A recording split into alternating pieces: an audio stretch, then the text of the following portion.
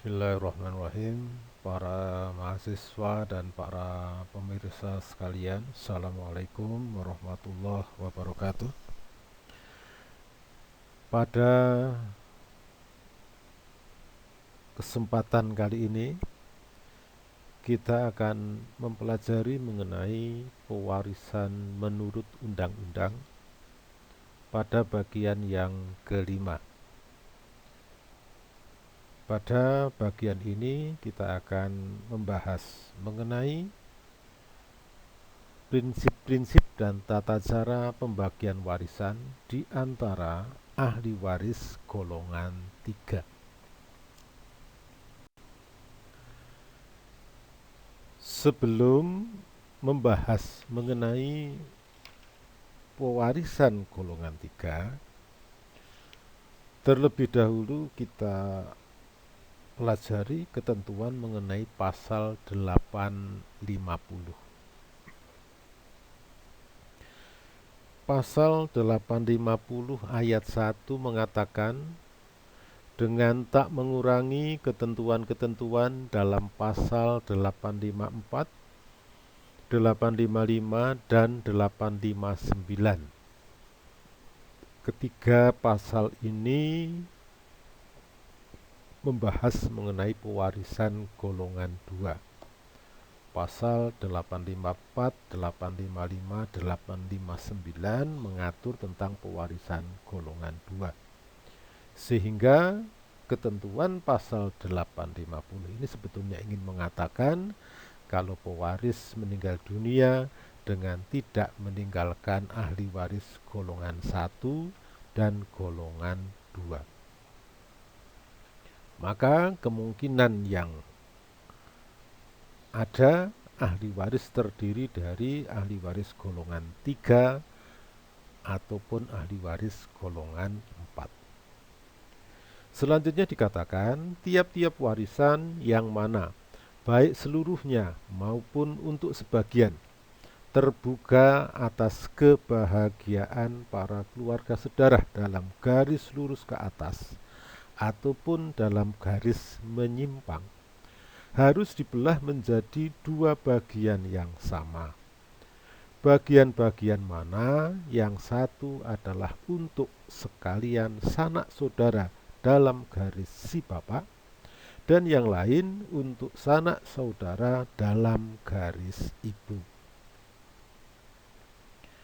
Ketentuan pasal 850 ini, pasal 850 ayat 1, terdapat hal-hal yang perlu kita pahami.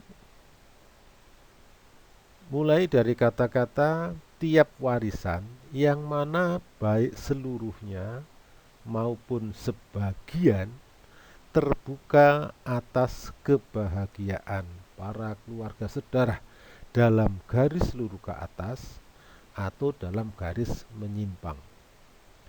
Kita harus satukan pemahaman dulu bahwa kata keluarga sedarah dalam garis lurus ke atas yang dimaksud dalam pasal 850 ayat 1 ini tidak lain adalah ahli waris golongan 3. Sedangkan kata dalam garis menyimpang dalam pasal ini maksudnya adalah ahli waris golongan 4. Artinya pasal 850 ayat 1 sedang mengatur tentang pembagian warisan di antara ahli waris golongan 3 atau golongan 4. Kalau kita hubungkan dengan kalimat sebelumnya, ada kata-kata seluruhnya maupun sebagian.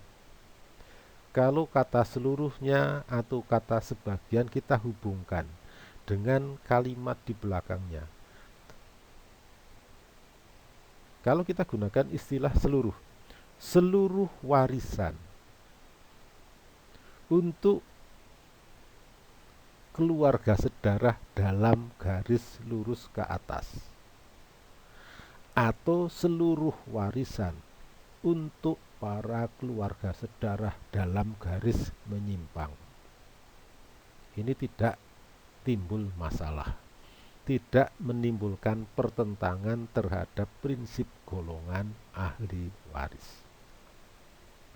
Sekali lagi, kalau kata-kata seluruh warisan untuk para keluarga sedarah dalam garis lurus ke atas atau ahli waris golongan 3, atau kata seluruh warisan untuk para keluarga sedarah dalam garis menyimpang, maksudnya adalah ahli waris golongan 4, ini tidak terjadi masalah, tidak terjadi pertentangan prinsip golongan ahli waris, di mana golongan yang lebih dekat menutup golongan yang lebih jauh. Tetapi kalau kita gunakan istilah sebagian, coba kita sambungkan kalimatnya, sebagian harta warisan untuk keluarga sedarah dalam garis lurus ke atas. Lalu sebagian selebihnya untuk keluarga sedarah dalam garis menyimpang, yang tidak lain adalah ahli waris golongan 4. Ini akan menimbulkan satu penyimpangan terhadap prinsip golongan ahli waris, di mana orang yang berbeda golongan, yaitu golongan 3 ataupun golongan 4, yang ada kemungkinan bisa mewaris bersama. Untuk memahami ini, nanti akan kita lihat ketentuan-ketentuan berikutnya. Lalu dikatakan, warisan harus dibelah menjadi 2 bagian yang sama. Bagian-bagian mana? Yang satu adalah untuk sekalian sanak saudara dalam garis si bapak, dan yang lain untuk sanak saudara dalam garis ibu. Pasal 850 ayat 1 mengatakan, kalau kita menghadapi suatu permasalahan pewarisan di mana ahli warisnya terdiri dari ahli waris golongan 3 ataupun golongan 4, warisan harus dibelah menjadi 2 bagian yang sama. Pembelahan warisan menjadi 2 bagian yang sama yang dimaksud dalam pasal 850 ini yang disebut dengan istilah clothing.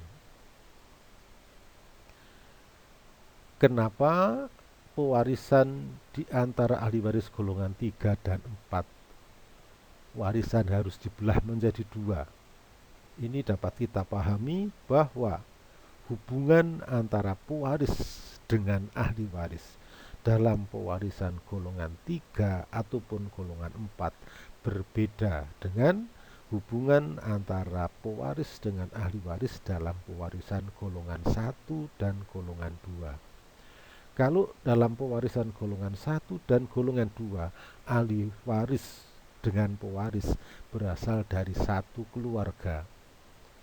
Golongan 1, pewarisnya adalah orang tua atau suami atau istri pewaris.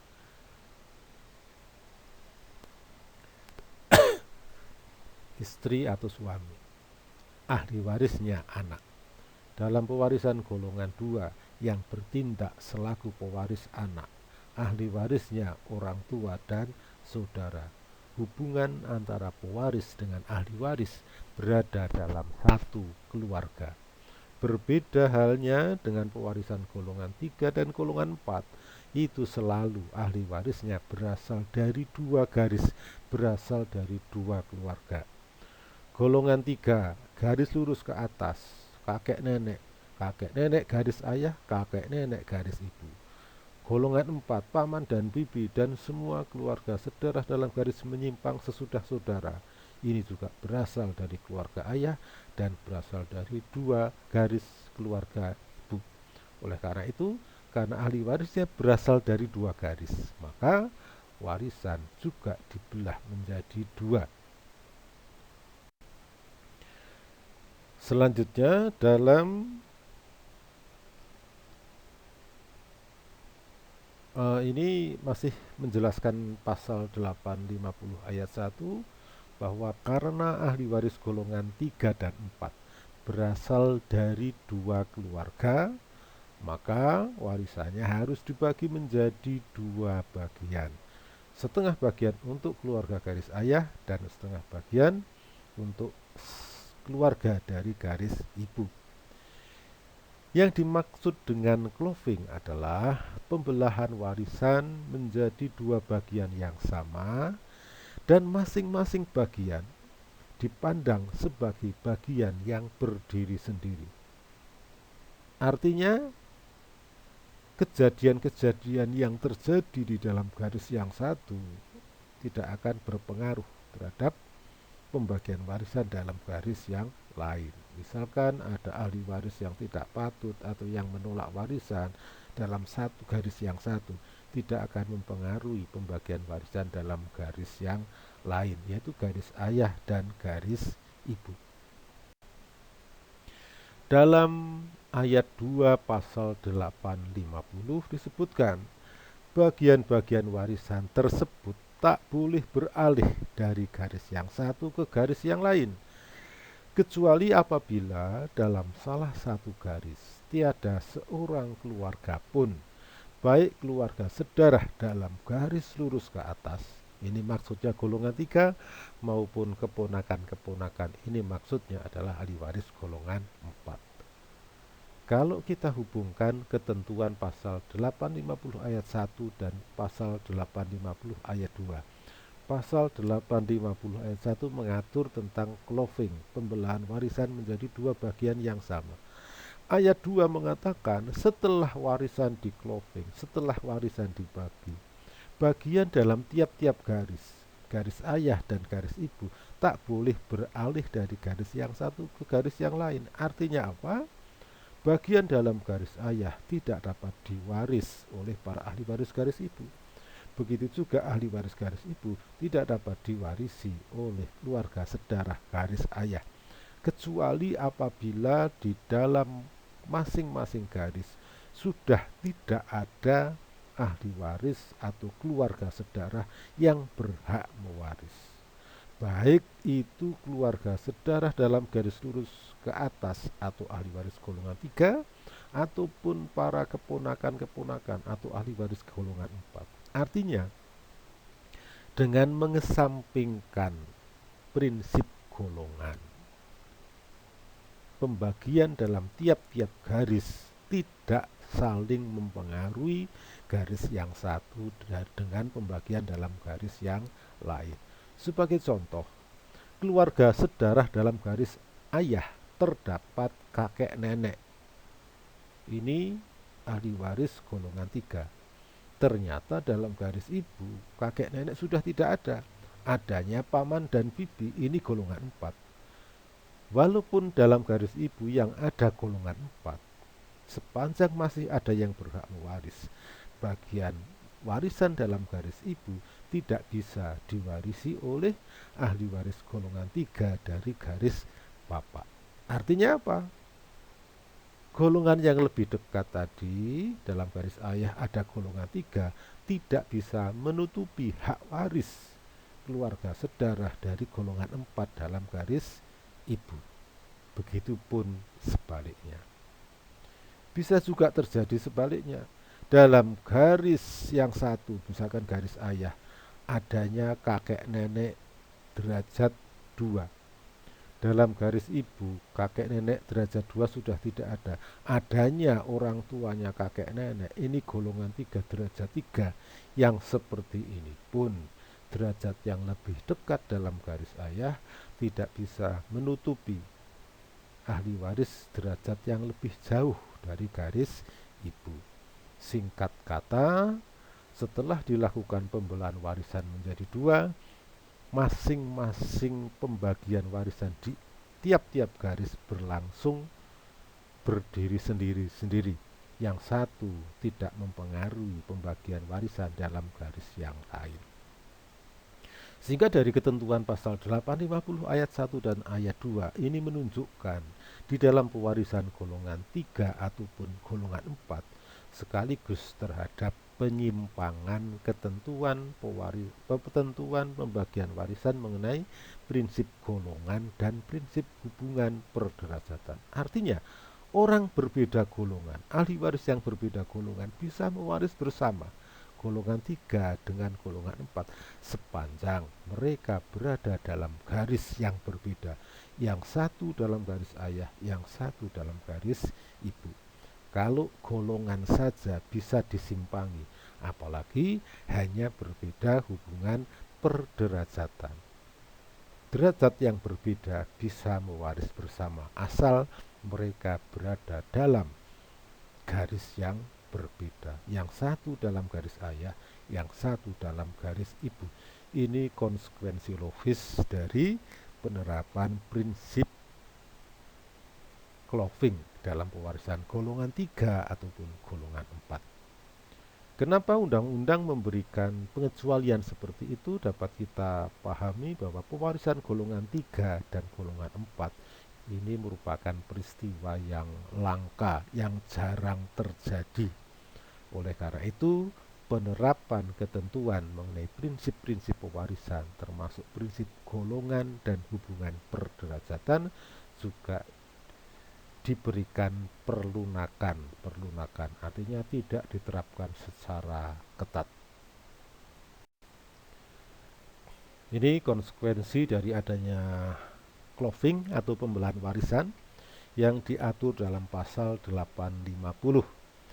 Yang pertama, dapat terjadi penyimpangan terhadap berlakunya prinsip golongan dan hubungan perderajatan.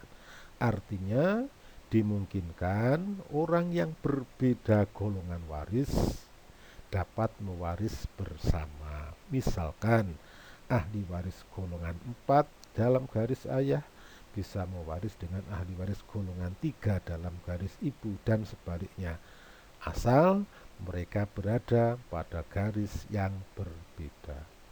Begitu juga dimungkinkan orang yang berbeda hubungan derajatnya mereka bisa mewaris bersama asal berada pada garis yang berbeda. Selanjutnya dalam pasal 851 dikatakan, setelah pembelahan pertama dalam garis bapak dan ibu dilakukan, maka dalam cabang-cabang tak usah dilakukan pembelahan lebih lanjut, dengan tak mengurangi hal-hal bila mana harus berlangsung sesuatu penggantian. Setengah bagian dalam tiap-tiap garis adalah untuk seorang waris atau lebih yang terdekat derajatnya. Maksud pasal 851 bahwa pembagian warisan yang dinamakan clothing ini berlangsung hanya sekali. Di dalam cabang-cabang selanjutnya tidak perlu dilakukan clothing. Pembagian warisan langsung dicari keluarga sedarah yang terdekat derajatnya. Jadi sekali lagi, clothing hanya berlangsung sekali. Sekarang kita akan membahas mengenai pewarisan di antara ahli waris golongan 3. Yang pertama, siapa ahli waris golongan 3? Ahli waris golongan 3 adalah para keluarga sedarah dalam garis lurus ke atas sesudah orang tua, yaitu para kakek nenek. Kakek nenek ini ada dua, kakek nenek dari ayah dan kakek nenek dari ibu. Setiap orang mempunyai kakek nenek 4 orang, kakek nenek dari ayah, kakek nenek dari ibu. Selanjutnya orang tuanya kakek nenek, yaitu kakek nenek buyut. Ini setiap orang memiliki 4 orang buyut dari ayah, 4 orang buyut dari ibu, dan seterusnya dalam garis ke atas. Inilah para ahli waris golongan 3. Seperti saya katakan tadi, pewarisan golongan 3 ini merupakan peristiwa langka, jarang terjadi. Seorang kakek mewarisi harta warisan cucu, atau seorang orang tua kakek mewarisi harta warisan keturunan cucu atau canggahnya. Ini peristiwa yang langka atau jarang terjadi. Kita lihat dalam gambar ini, gambar skema, ini adalah para ahli waris golongan 3. Kita lihat ini P sebagai pewaris, meninggal dunia tidak meninggalkan istri maupun anak. Kedua orang tuanya telah meninggal dan juga tidak meninggalkan saudara. Kita lihat keluarga sedarah yang hidup ada dalam garis ayah ada CD dan ada GH. Dalam garis ibu ada EF dan ada IJ. Semuanya CD, EF, GH, IJ adalah keluarga sedarah dalam garis lurus ke atas. Semuanya adalah ahli waris golongan 3. Tetapi tentunya mereka berbeda hubungan perderajatannya. CD dan EF adalah keluarga sedarah dalam garis lurus ke atas dalam derajat 2 dihitung dari P. Mereka adalah kakek neneknya P. Sedangkan GH dan IJ adalah keluarga sedarah dalam garis lurus ke atas pada derajat ketiga dihitung dari P. P menuju A 1 derajat, A menuju CD 1 derajat, C menuju GH 1 derajat. Jadi P menuju GH adalah 3 derajat. Begitu juga P menuju IJ adalah 3 derajat. Dalam contoh seperti ini, siapa yang berhak menjadi ahli waris P tidak lain adalah CD dan EF. GH tidak bisa mewaris karena derajatnya lebih jauh dari C, sehingga GH tertutup hak warisnya oleh C. Dalam garis ibu juga sama, yang berhak mewaris adalah EF. IJ walaupun dia golongan 3 tapi derajatnya lebih jauh dibandingkan F. Jadi IJ tertutup hak warisnya oleh F. Jadi dalam peristiwa ini ahli waris P dalam garis ayah adalah CD dan dalam garis ibu EF. Itu tadi penggambaran tentang pewarisan golongan 3. Siapa ahli waris golongan 3? Sekarang kita bicarakan mengenai bagaimana melakukan pembagian warisan di antara ahli waris golongan 3. Materi ini diatur di dalam pasal 853 ayat 1, ayat 2 dan ayat 3.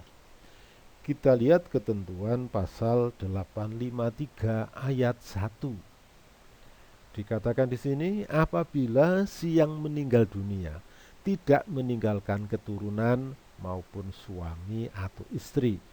Ini menunjukkan pewaris tidak meninggalkan ahli waris golongan 1. Maupun pula saudara-saudara, maka dengan tak mengurangi ketentuan dalam pasal 859. Pasal 859 mengatur hak waris orang tua atau ahli waris golongan 2. Begitu juga saudara. Kata saudara-saudara di sini maksudnya juga ahli waris golongan 2. Sehingga sampai di sini pasal ini ingin mengatakan kalau ada orang meninggal dunia dengan tidak meninggalkan ahli waris golongan 1 dan ahli waris golongan 2, maka pasti yang akan muncul adalah ahli waris golongan 3. Dikatakan di sini, warisannya harus dibagi dalam 2 bagian yang sama. Ialah 1 bagian untuk sekalian keluarga sedarah dalam garis si bapak lurus ke atas dan 1 bagian untuk sekalian keluarga yang sama dalam garis ibu. Pasal 853 ayat 1 ini mengatakan atau mengatur langkah pertama pembagian warisan di antara ahli waris golongan 3 adalah dengan melakukan cloving. pembelahan warisan menjadi dua bagian yang sama. Selanjutnya dalam pasal 853 ayat 2 disebutkan waris yang terdekat derajatnya dalam garis lurus ke atas mendapat setengah dari bagian dalam garisnya dengan mengesampingkan segala waris lainnya. Ketentuan ayat 2 ini menunjukkan langkah kedua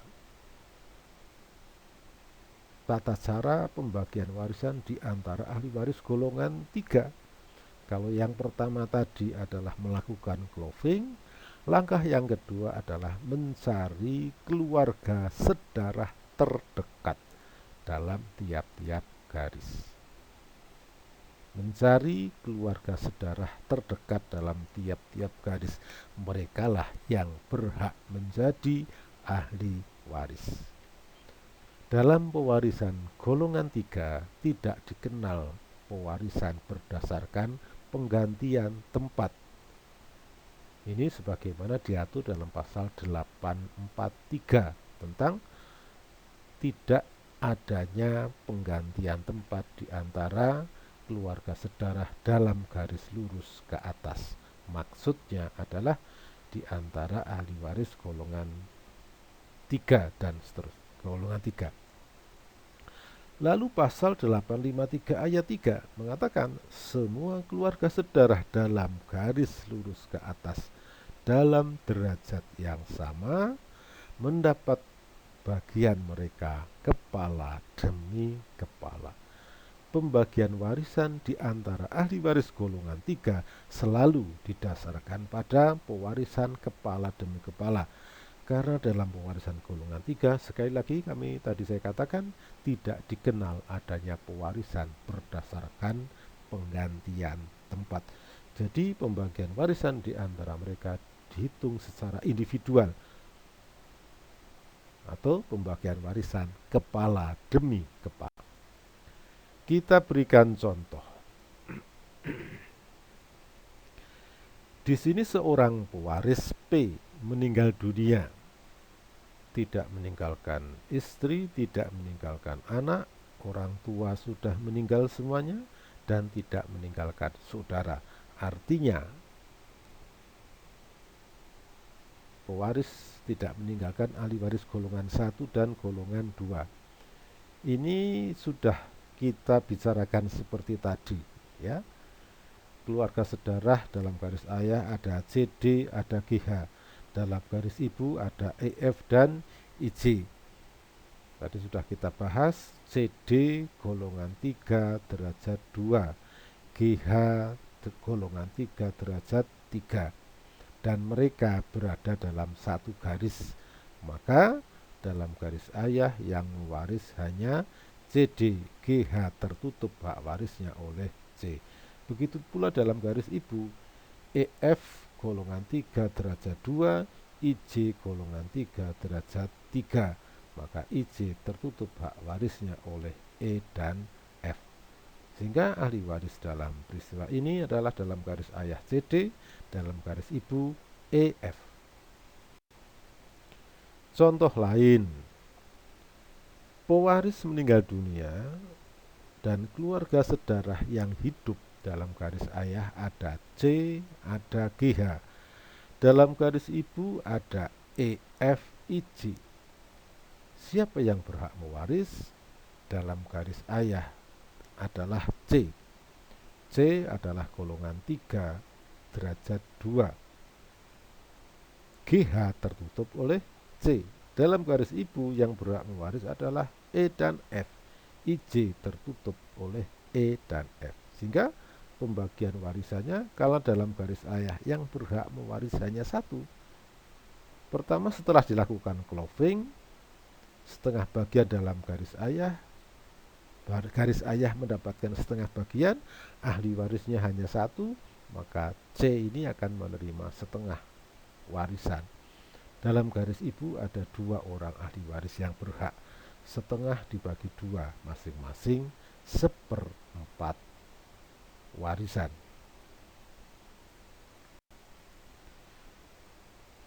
Sekarang dapat kita simpulkan pembagian warisan di antara ahli waris golongan 3. Yang pertama, bahwa ahli waris golongan 3 adalah terdiri dari keluarga sedarah dalam garis lurus ke atas sesudah orang tua, yaitu terdiri dari kakek nenek buyut atau orang tuanya kakek nenek, dan seterusnya dalam garis lurus ke atas.